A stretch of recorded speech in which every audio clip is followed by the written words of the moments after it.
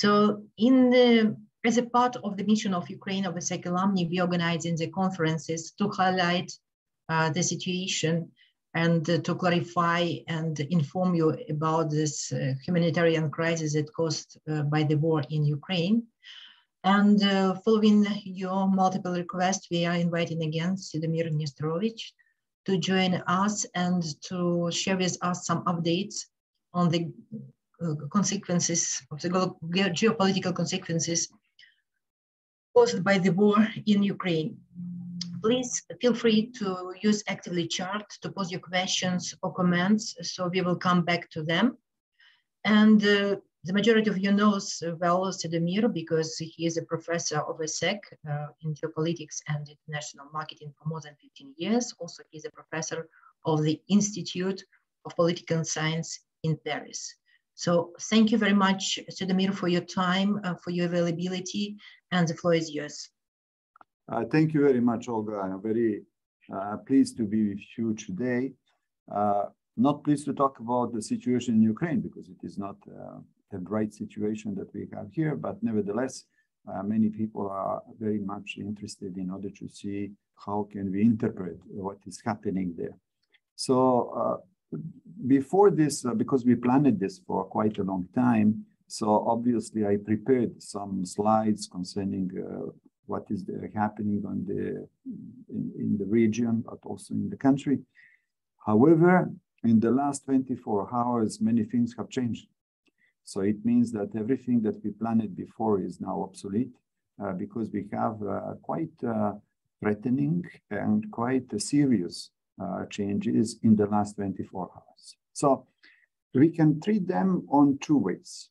We can consider that there is a, let's say, a light of hope. So the light of hope is the exchange of prisoners. And it didn't happen quite often in the past, but there are several hundreds of people who have been exchanged by both sides, by the Russian side and by the Ukrainian side. And especially from the Ukrainian side, they are sensitive to the fact that many of the Azov regiment people have been exchanged. So they are now in Ukraine, they are now free and so on. However, there was a price to pay because in exchanges, we also have the Russian people who have been put in prison in Ukraine. And among them, we have some strongholds and very close family members or even partners in business from Vladimir Putin. So, but let's say that it is the light of hope. So it means that in this situation, everything can happen. Of course, we are first thinking about the bad things, but we can also imagine that some, let's say, positive things can happen. However, it is very small compared to the bad things that are coming. So the bad things that are coming, this is the press conference, no, the allocution that has been made by Vladimir Putin yesterday when he announced a certain number of things.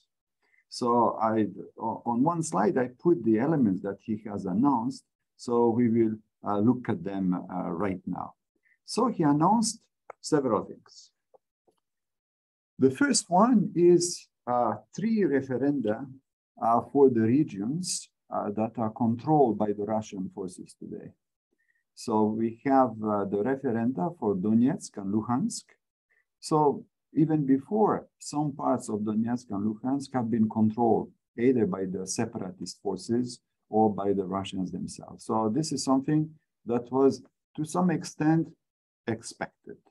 But we have 2 more, that is Kherson and Zaporizhia, that were not in the scope before. So he has added them to the list of the regions that will hold a referendum. And the referendum is going to happen this week, this weekend. So it is very, very, very close.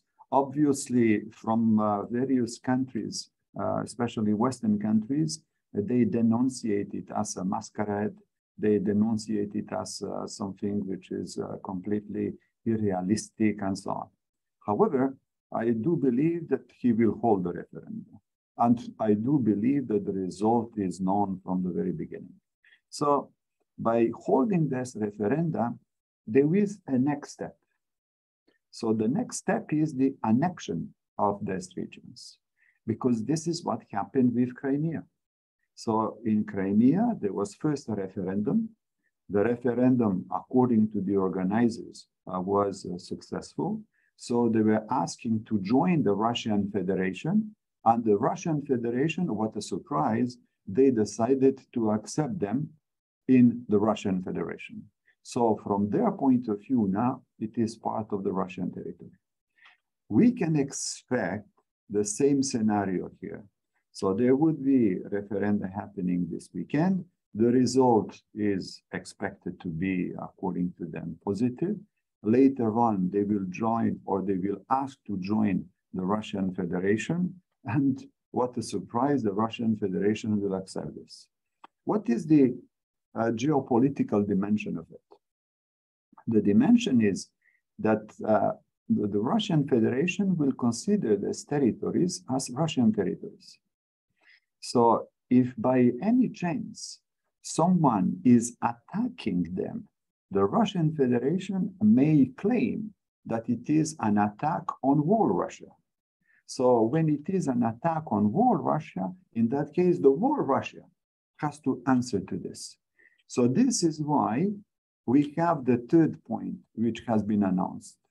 So the third point was the nuclear threat.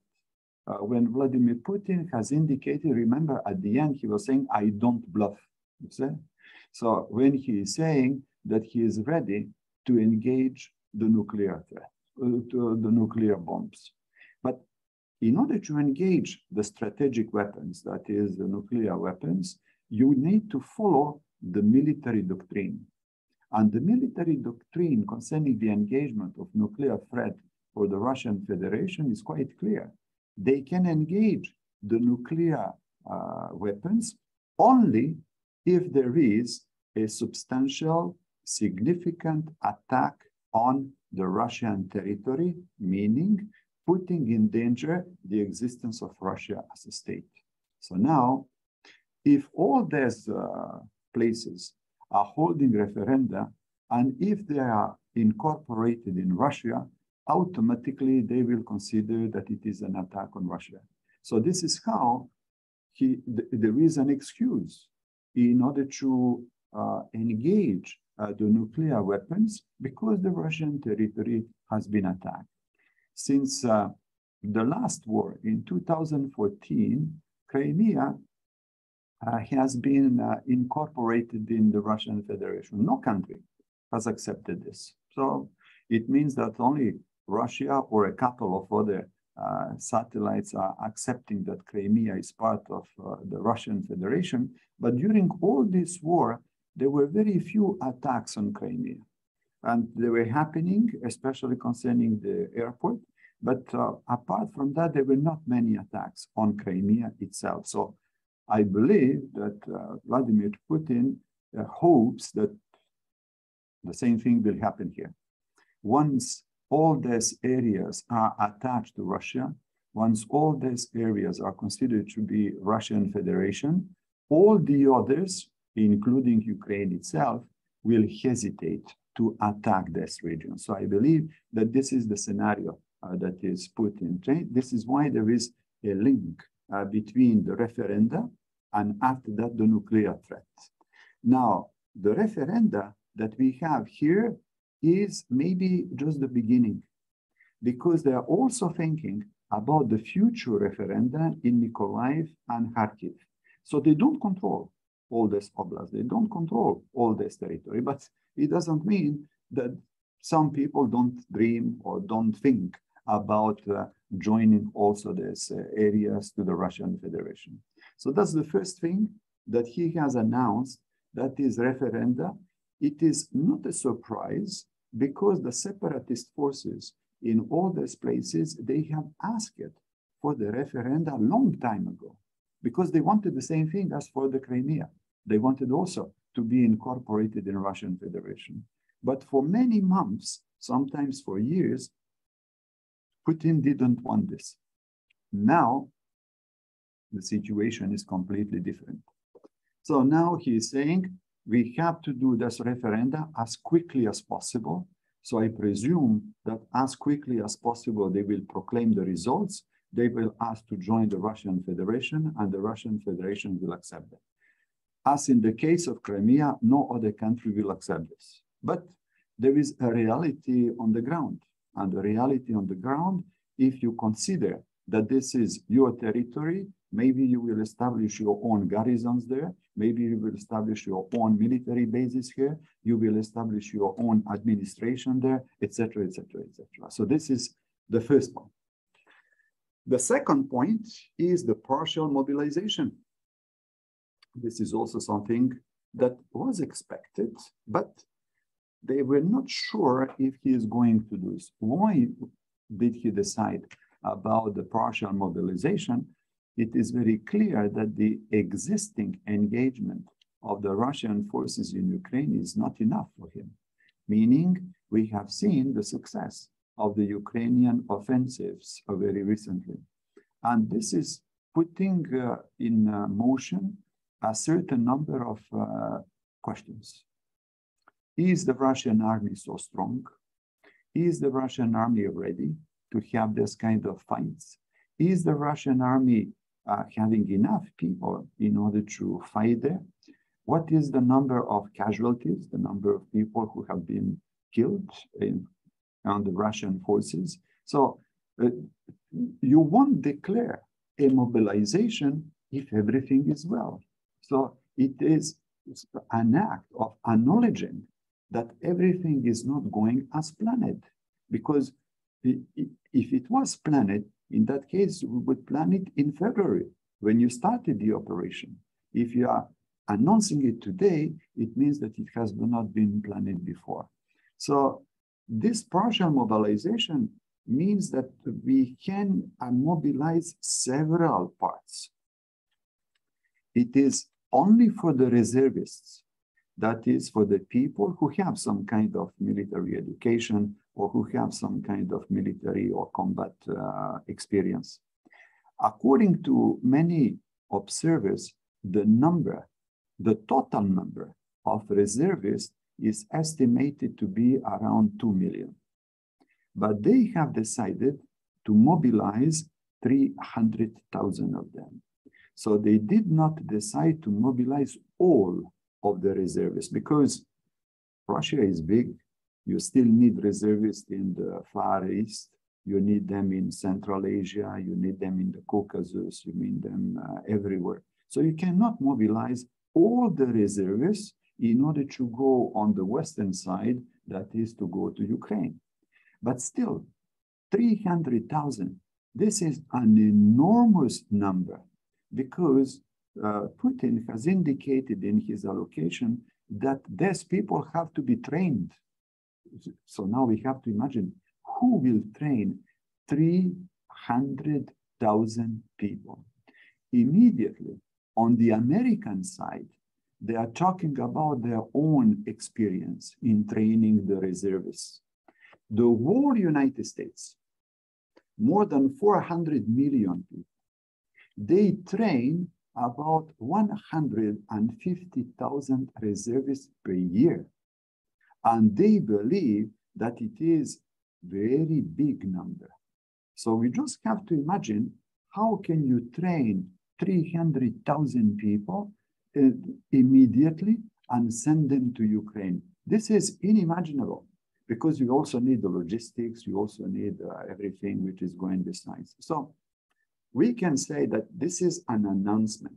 So of course, these people have been drafted, but nobody knows when the training is going to be completed and when, if at any time, they are going to be sent to Ukraine. So maybe this is also a bluff, which is coming from Putin, saying that we can send 300,000 people there, and even more if necessary, because we have a body of 2 million reservists where we can pick up people in order to send them there. However, the point that they have to be trained, are they motivated to go there? What is the morale of these troops going there? This is something which has to be clearly analyzed. The last thing is the nuclear threat. The President Zelensky reacted immediately, and he said that he doesn't believe that Putin will use nuclear weapons. And many observers also say this. We don't believe that he is going to use them, so it is a kind of bluff that we have here. However, the official reactions coming from the military circles in the United States are different. And they are saying, we are taking this seriously.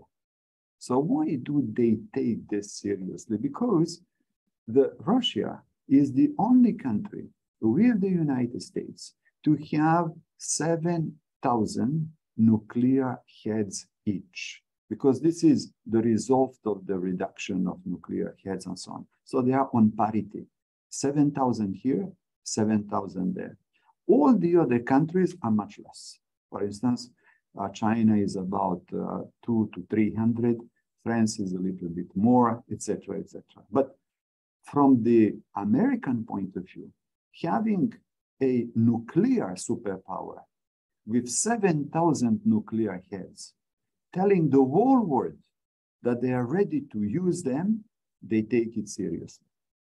Other people can say, no, this will never happen, but the Americans, they want to be sure about this, that it will never happen. So why do we have this allocution? And I will stop there a little bit in order to take some questions, because everything has been changed in the last 24 hours. So in that case, it is better to have this kind of exchange. Why do we have this? It is because there is a pressure. So the pressure is quite stringent and quite heavy on Vladimir Putin today. Where is the pressure coming from? First of all, it is coming from inside the country. The successful offensives from Ukraine in the last weeks were a surprise for many people, because the official propaganda in Russia was saying that they are doing well, that they are winning the war. And suddenly you have Ukrainian troops entering like in butter, you know, there is no opposition. And according to some accounts, they were even going close or even entering the Russian territory to some point.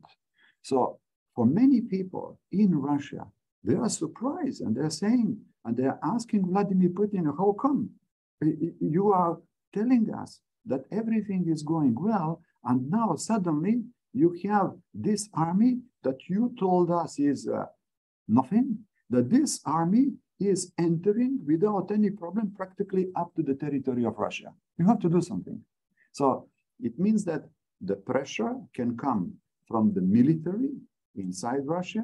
It can also come from some political parties inside Russia, people who are even more radical than Putin is, and they are putting pressure on him. So this is one thing. And after that, you have the international pressure. The international pressure is coming from two countries, not from the US. It is coming from China and from India. There was a meeting in Samarkand recently concerning the Shanghai group, where Putin met Xi Jinping from China and Premier Modi from India. And both of them are talking about their reservations about what is happening in Ukraine. And both of them are putting some kind of pressure on Russia, either to accelerate some peace negotiations, or to end this offensive, or to end the war that we have in Ukraine. And for Vladimir Putin, this is much more important than anything which is coming from the Western world, because the Western world is already sanctioning Russia. And they can continue to sanction Russia as long as China and India are buying oil coming from Russia. He can say, this is not a big problem. But now China and India, if they stop buying oil coming from Russia and put pressure on Russia, it is a game changer. So in that case, there is a pressure. So maybe this is also the reason why Vladimir Putin is announcing this today, just after the Shanghai conference, because he has listened to Premier Modi and to President Xi Jinping, and now he believes that maybe there is a pressure to do something. Finally, there is another pressure, which is coming from what in Russia they call the close neighborhood, something like that.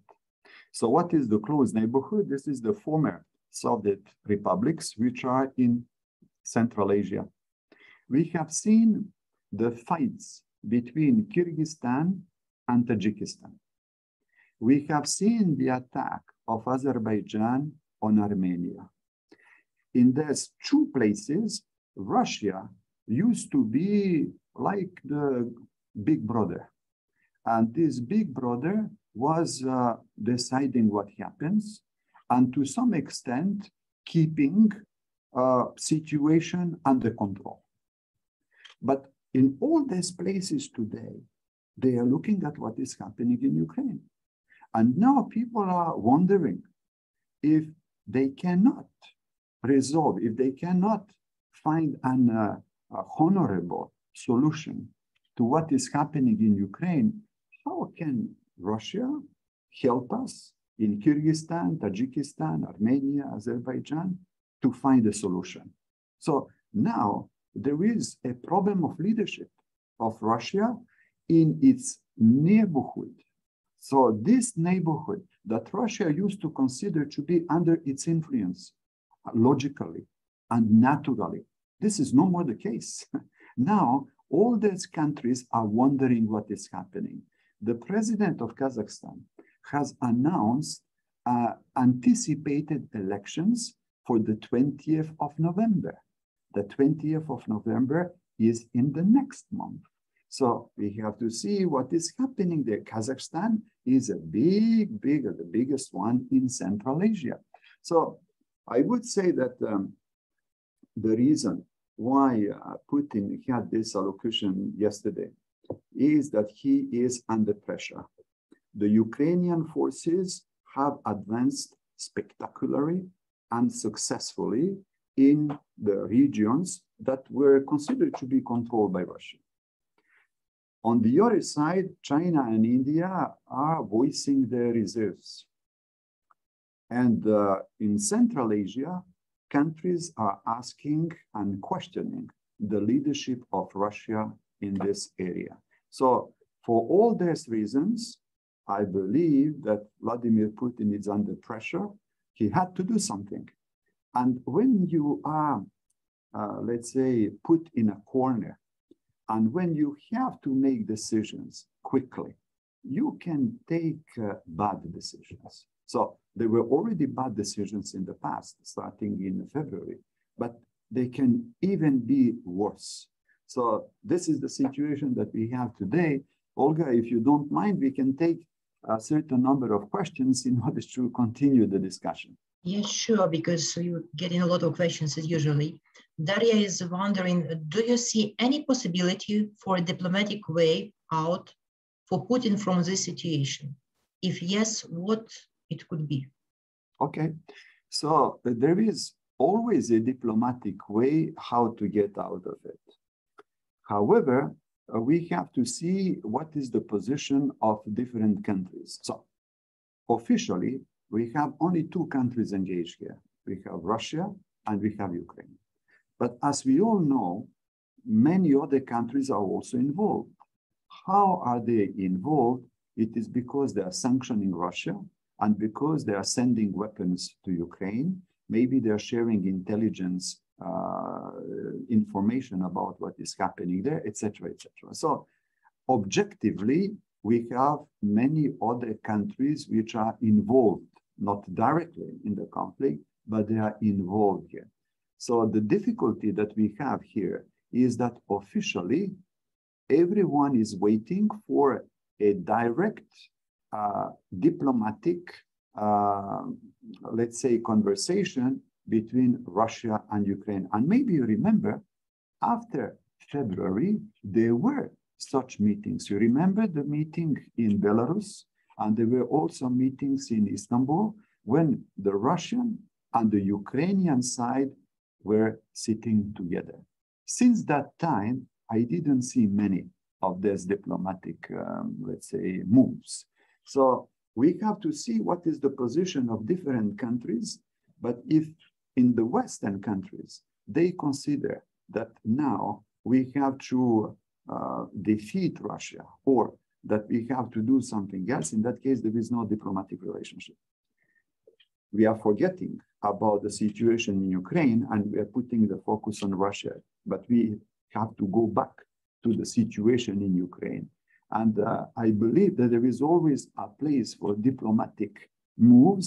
However, with the allocation for Vladimir Putin yesterday, I don't see how we can have a diplomatic move today. Maybe we have to see if he is pushing towards this, that is concerning the mobilization or not.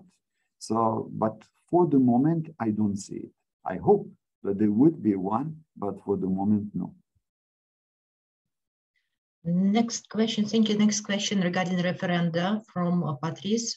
Could the people vote not to join the Russian Federation? Patrice, I just could tell you that there are a lot of Ukrainians that left these territories. They're even in Europe right now with the children.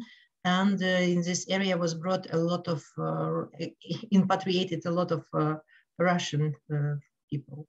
But let Cédomir answer this question. So, Olga, you are absolutely right. It means that there are two things.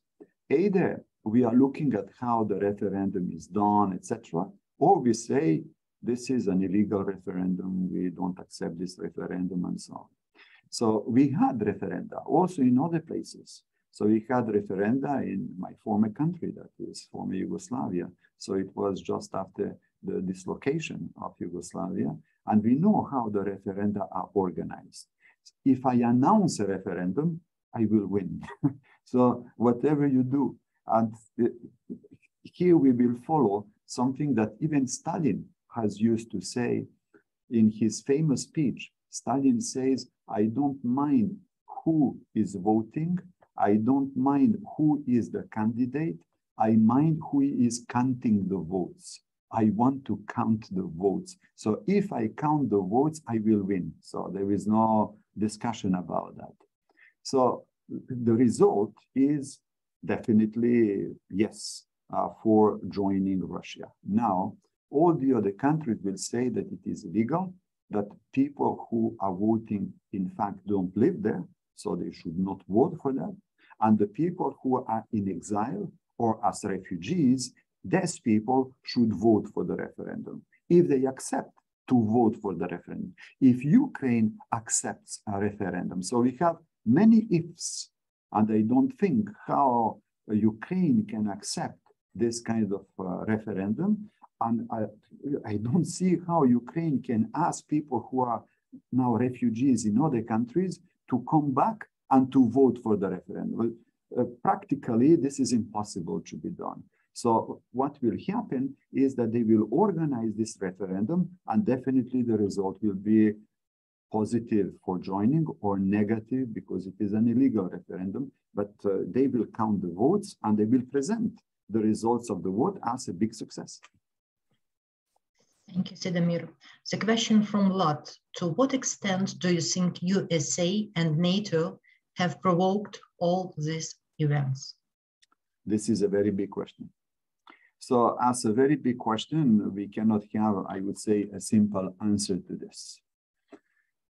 I think that only at the end, we will know everything that happened there, because there are several, let's say, ways how to look at it. One way is to say Ukraine as a sovereign country, as a free country, has the right to decide to join or not to join any military alliance. So in that case, any other country cannot touch the sovereignty or the territorial integrity of Ukraine, because it is a sovereign country. And there is another reading of it. So the other reading of it is to say that it is a provocation concerning Russia. So as a provocation against Russia means that some countries, including USA and NATO, have encouraged Ukraine to go in this way. And maybe Ukraine did not even want to go this way, but the other side, the USA and NATO, has told them, please go this way, we will help you, etc., etc. So these are two completely different readings. And these readings don't have common points. So it will be extremely difficult to assess. What is happening is that according to the international law, Ukraine as a sovereign country, they can do whatever they want. So in that case, this kind of position is extremely easy to defend.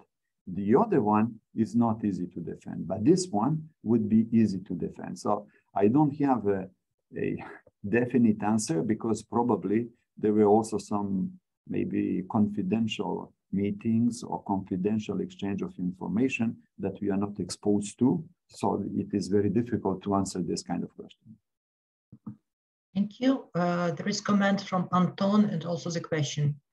There are even speculation right now from Novaya Gazeta that the secret 7th article in the mobilization decree mentions the possibility to mobilize up to 1 million citizens. Yeah. And the question is, do you think it's even possible to recruit that many reservists? They haven't succeeded in recruiting more than 2,000–3,000 volunteer soldiers with a heightened mobilization. So the figure of 300,000 seems rather impossible to me.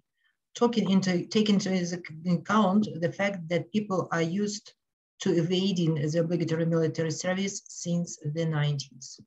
Yeah. We had, Anton, you are right concerning this. From the outsider point of view, we say, okay, Russia is 144 million inhabitants. They want to mobilize 300,000 people. What is this compared to 144? But we should not look at this way. We should look at the absolute number of people that we want to mobilize. Let's say that it is 300,000, okay. Or let's say that it is 1 million. Or let's say that it is 2 million, the total number of reservists. Let's imagine that some people were afraid before the 21 of September. Would Vladimir Putin declare the complete mobilization? The complete mobilization, the number of people who can be drafted if there is real war, attack on Russia, etc., is 22 million people. So we are appalled by the number of people that can be organized, sent somewhere, etc. Especially in Russia, when we have some kind of reluctance, because people remember the war in Afghanistan, and they remember how they were treated during the war in Afghanistan and when the war in Afghanistan has ended. So there are many, many stories about that, people losing their lives or people mutilated or whatever. So this is still in the memory of the Russians who were forced, drafted to go to Afghanistan. So Anton is right. We have a stronger, let's say, reluctance to go there. And even anecdotically, when you are looking at Google and the most, let's say, searched terms, you have two of them: how to leave Russia, first one, and the second one, how to break an arm or how to break a leg. So in that case, you are not mobilized. So in that case, Anton is right to mention that there is a strong reluctance among Russians themselves. But here, it's a little bit different because these people are reservists. So these people know the combat. They know that they are on the list of the people who can easily be mobilized. This is not overall mobilization. This is not general mobilization. We are only talking about people who at some kind expected to be mobilized. But even among them, maybe some of them did not want to go to. And finally, 300,000, this is a big, big logistical problem. 1 million, we cannot even imagine. However, if I want to mobilize 1 million persons, in that case, I am completely transforming the situation and I am entering into a war economy. and I am entering into a war system. So in that case, I declare not only mobilization, but I declare martial law. And in that case, I give all the rule, all the power to the military. That's a completely different thing. And in that case, you can mobilize many people. But I cannot imagine that even if we can discuss about the nature of the civil society in Russia, I cannot imagine that in the times of what they call peace in Russia, that you can mobilize so many people and to make them efficient, to make them operable in a short span of time. This is beyond imagination so far. Yeah, it's going really hard, taking into consideration that even the prisoners are recruited right now. And also mobilization is passing on the occupied territories. So the first step is to introduce like obligation Russian passport and then immediately to mobilize into the forces. Then we have a question, Cédomir, regarding a nuclear danger from Ismail Bogdan. Should the people of the West take the nuclear threat seriously? Does Putin have the capacity and internal authority to action further military nuclear escalation without internal contestation? And how do you personally count the chances of the local nuclear attacks on Ukraine from Russia? What consequences should be expected as the answer from the rest of the world? And would it be some answers at all? So this is a very difficult point to analyze because we don't know what exactly he meant by a nuclear engagement. So an Armageddon or total destruction, let's say sending nuclear heads to Washington or sending nuclear heads to Paris or sending nuclear heads to London is out of question. But until when? We don't know. So he didn't precise. So the other option is only on the territory of Ukraine. This is extremely harmful for the population in Ukraine. But the Western countries would say, it doesn't touch us, it is only in Ukraine there. So what is discussed in some places is that he will purposefully send tactical nuclear heads to some empty places in Ukraine just to give a warning. But even this is something that we cannot accept because there was no use of the nuclear power since Hiroshima and Nagasaki. So this is a discussion that people can have at length. The point is, he has the capacity to destroy the whole world, that is to destroy the whole planet if necessary. Concerning the possibility to react to this, so we have to see what kind of missiles do you use, because you cannot send the nuclear heads like this. You need a missile to send them. So where are the missiles?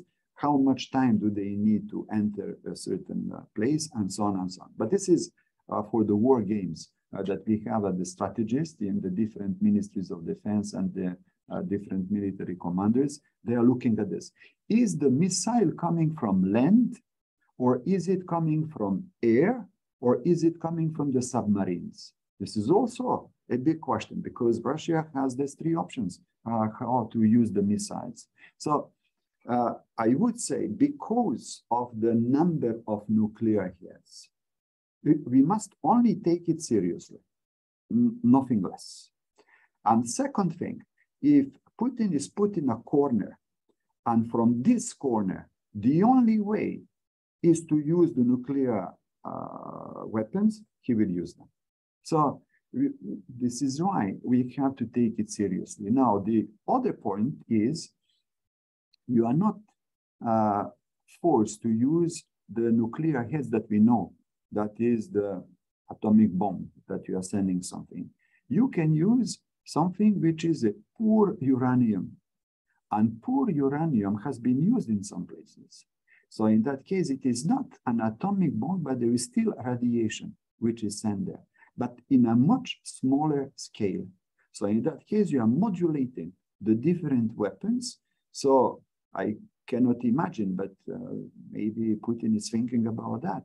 When he's talking about the nuclear threat, he didn't specify what kind of nuclear threat we are talking about.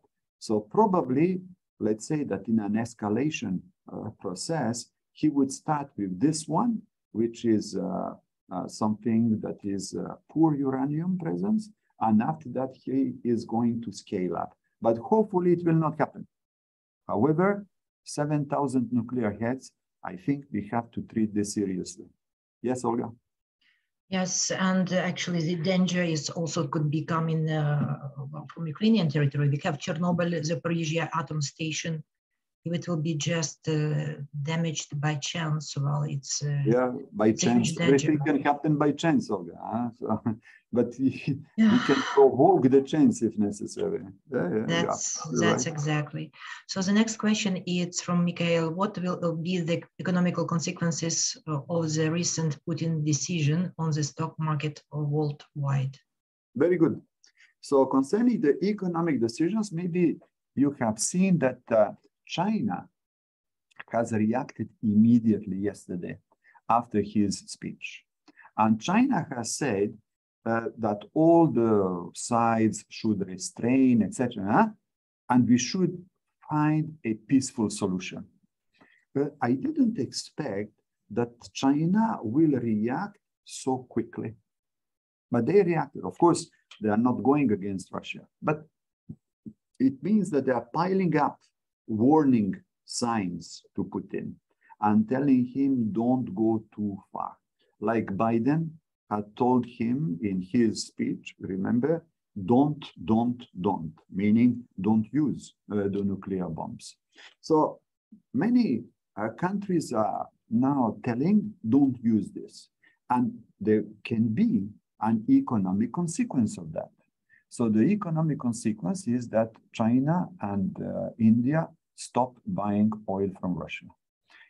This will be a big problem. So this will be something that Russia has to deal with. But in order to tell China and India to stop buying from Russia, you have to offer an alternative to them. You cannot tell China and India, don't buy from Russia, and you don't give them the quantity of oil or gas in exchange. They will tell you, okay, you are very nice, but we still need oil and gas. We cannot survive without oil and gas. So if there is a demand in order to stop buying from Russia, we need an alternative. For the moment, I don't see the alternative.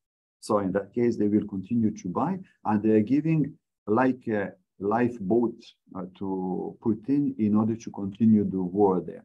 So I don't expect a very big changes unless we have even stringent sanctions coming from the West. And as you know, yesterday in the United Nations, there was a meeting of the European Union where they are thinking, and they will certainly adopt a new set of sanctions. So we have to see what is the sanction. So one sanction can be every bank, every shipping company, every insurance company dealing with Russia will be sanctioned by the West.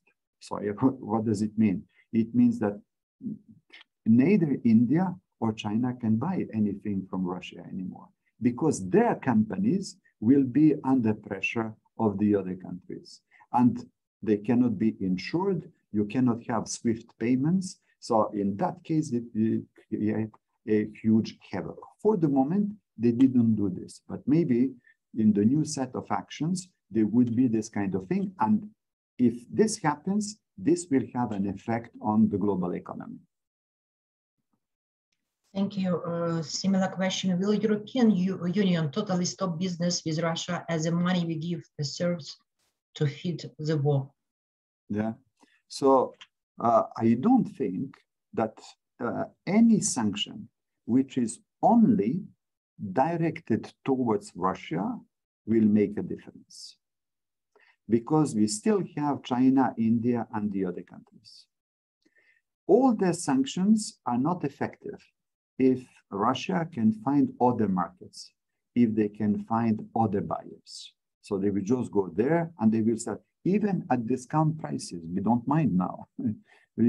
Nobody is asking what is the price that you are selling. You have to sell. So as long as the other countries are buying, I don't see how the sanctions can influence the situation there. Because now, if we are listening to the speech by Vladimir Putin yesterday, it is escalating a little bit. So how does it escalate? It is now he's talking about the Western pressure and the Western war on Russia. It is not, he is not talking very much about Ukraine itself. Now it has been expanded. So in that kind of situation, when you consider that the West is your enemy, would they implement sanctions? Or won't they implement sanctions? You don't care because you have other clients. If you don't have other clients, it's another situation. But as long as there are other clients, no European sanction will make him change his opinion. Thank you. We are coming slowly to the end of the conference. So we'll be taking two more questions. There is one long question from Maximilian. Putin mentioned in his speech that the Western world has been trying to dismantle Russia since so-called end of the Cold War. A lot has been said regarding his appointment of Berezovsky to take the succession of Yeltsin in order to be muppet in the hand of the oligarchs who would have dismantled Russia into multiple republics. Can you give us more light about the attempts of dismantle Russia since the end of the Gorbachev era? Also, France's ambassador has been notified that the French help to Ukraine has unacceptable. Aside through military force, what other relations means does Russia possess towards France? So here we have the question of history, which is extremely interesting to analyze because Putin is choosing the historical time as reference. So one historical time as reference can be the building of the Russian state, more than, let's say, 1,100 years. He is using this as a frame in order to say, we are a strong country, we have been here for a long time, etc., etc. So he is using this time frame. But he is also using the time frame of Soviet Union. So the time frame of Soviet Union is not considered to be negative. For many former republics or for Eastern Europe, it is considered to be negative because they have been dominated by the big brother in Moscow. But from the Russian point of view, this was or from Putin's point of view, this is practically an expression of grandeur. That is when Soviet Union or Russia was great. And according to him, the catastrophe is Gorbachev first and Yeltsin second. So these two persons are considered to be the graveyards of Russia. So it depends what is the time frame that you are using. And he has a choice of time frames and he's playing on it. So sometimes he's using 1,000 years of history.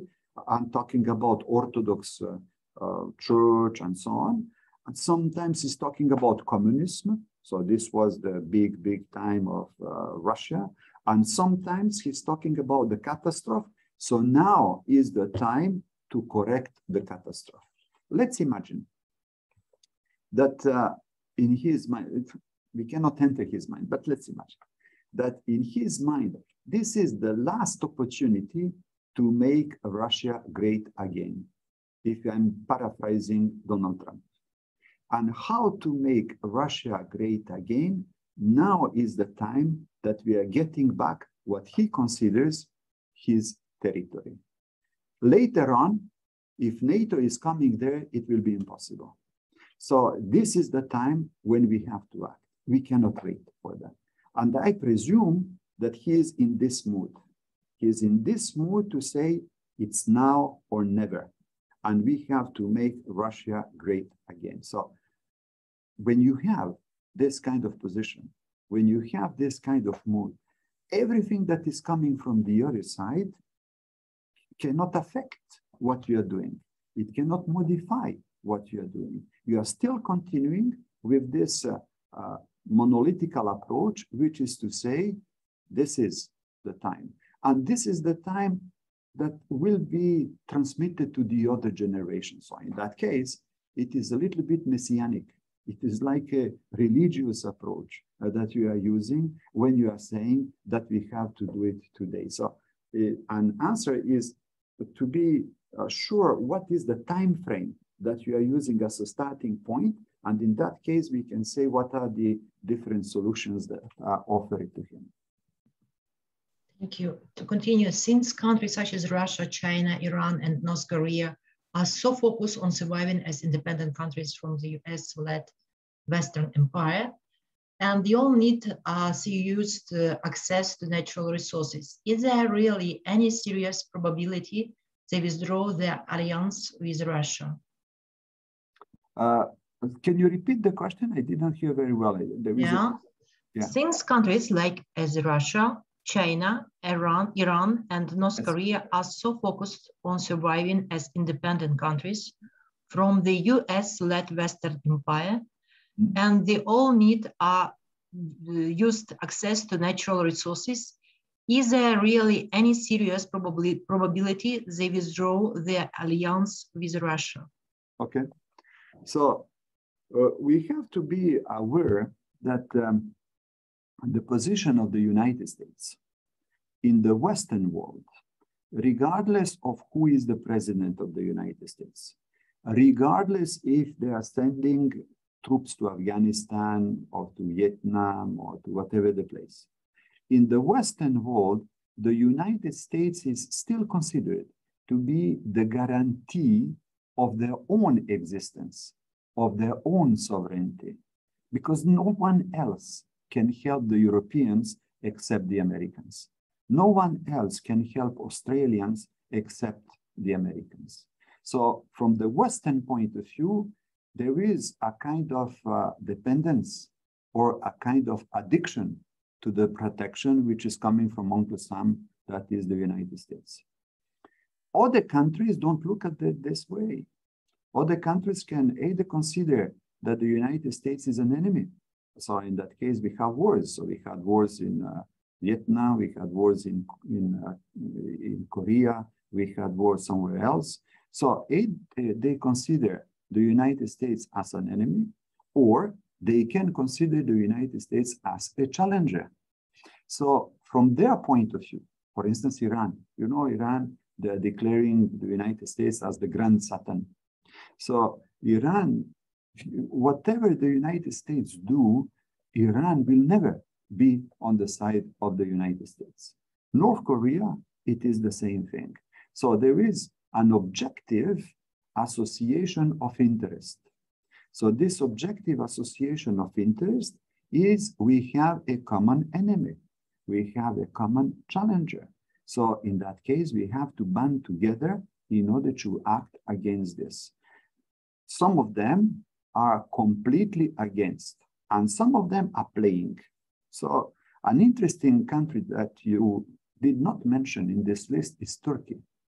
What is Turkey doing there? Turkey is part of NATO, so formally it is part of the military alliance with the United States. So in that case, they should follow what the United States is doing. But Turkey is always having a kind of independent policy, independent in foreign affairs, independent in military. So they are brokering peace between Russia and Ukraine. They are welcoming the different boats. They are buying the S-300 and S-400 from Russia as an air defense system. So they have an ambiguous role. So I won't say that Turkey has a definitely negative stance toward the US like Iran. That would be impossible. But maybe according to certain circumstances, they can find a common interest with Iran, with Russia, and some other countries.